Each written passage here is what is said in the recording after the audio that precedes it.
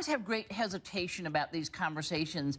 I feel like we have them all the time, and they become placebo conversations. They do nothing, they move nothing, and then the next incident comes up, and we do it all again. What changes this kind of dynamic?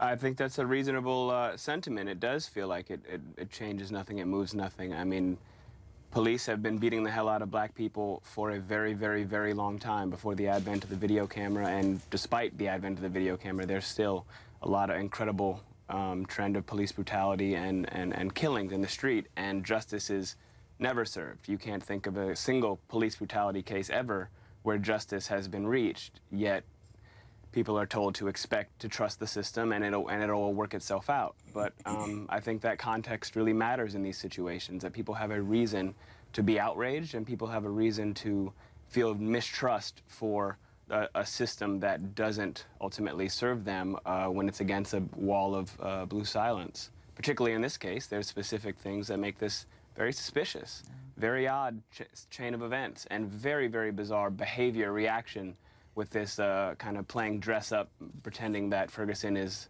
Afghanistan situation. It's weird. Troubling. Tara, is it that bad?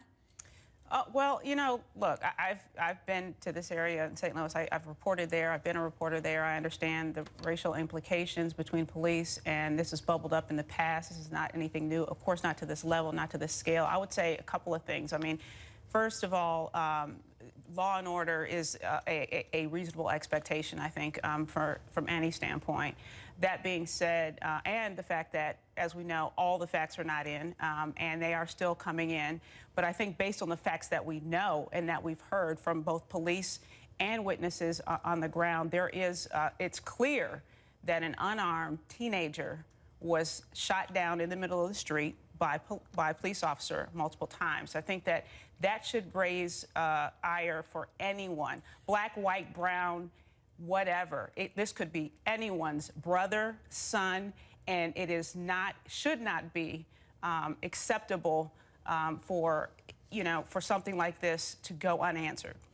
LZ, I once talked to Deval Patrick, the governor in Massachusetts, about this, and you know, blame me if this is a misquote, but the gist of it was that he felt we could never have an honest race discussion in America because one side refuses to believe any progress has been made, and the other side refuses to believe more progress is needed, and that we immediately becomes almost a partisan divide, except for it's a black-white divide, that whites feel like they're being accused of being racist when a cop does something like this, and so you never get beyond the conversation. Do you agree with that? I definitely agree with a lot of elements of that. You know, I tweeted something a couple of days ago, which is, you know, let's try listening to each other instead of being prepared with yeah, but. You know, we always seem to be trying to one-up each other. If a black person talks about police brutality, you have a white person that says, yeah, but black on black crime is higher. Then the black person goes, yeah, but violence tends to be intraracial anyway. Then it's like, yeah, but the rate, you know, and we go back and forth that way, and we don't really hear each other. I mean, you're talking about Trayvon Martin. I go all the way back to Rodney King and how people still had two different perspectives about the videotape that they were watching. Yeah. You know, black people were saying, did it cause that much, was that much violence required in order to hold them down? Yeah, to your point, I think cultural awareness cuts both ways. I think because there is a cultural sensitivity here that police certainly failed on, whether it's community policing, cultural sensitivity, whatever you want to call it on one end. On the other end, there's a cultural awareness that protesters, demonstrators also need to have about the rule of law and the role that police can and should play in instances like this to protect and serve, and not cast a web, if you will, over all law enforcement. There are good and bad. I also happen to have people in my family who work in law enforcement, but I think that on both ends there's cultural awareness and education that needs to happen on both sides of the issue. Jesse, bringing you in here, it just seems that the gulf is so wide. I agree with LZ that sometimes the internet widens it further because you tend to get the really polar views on there. And I guess I'm just absolutely dying for some sort of answer that makes conversations about this come to a mutual conclusion.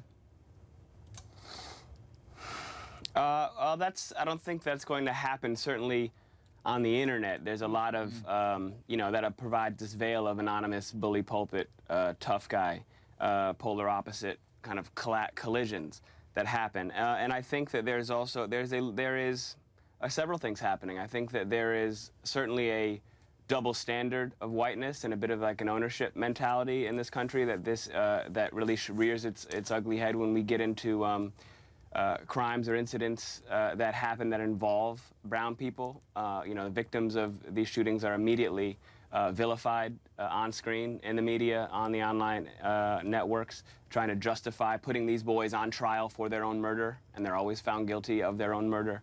And we don't feel that that's what happens when white people shoot up schools or theaters. They're immediately just trying to be explained and get to the bottom of it and interview people around them and find out what happened.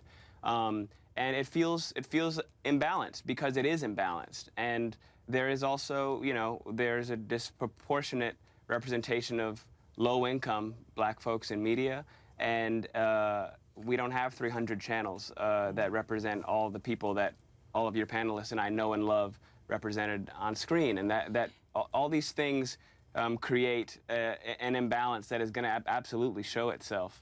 I agree with that. I think that we have these conversations, as you say, all the time, and they bubble up when instances like this happen, and nothing happens, and then they go away. And there is a greater responsibility, or there should be maybe a better responsibility, a broader depth of responsibility for media, as opposed to, granted, you have to cover the breaking news, the sound bites, all of that. But when do we start having these more in-depth roundtable discussions, whether it's, and this is why, I started some of my documentary work, because you don't capture all of that in these instances. The conversation goes away when the next news item pops up. And it's unfortunate because these conversations can and still do happen at a community level, should continue to happen on a community level, but they should also be showcased for others to see why it's important to talk about cultural differences, to talk about what brought us to this problem, and why these issues continue to persist in society today. We have to be willing to call each other out. That's right.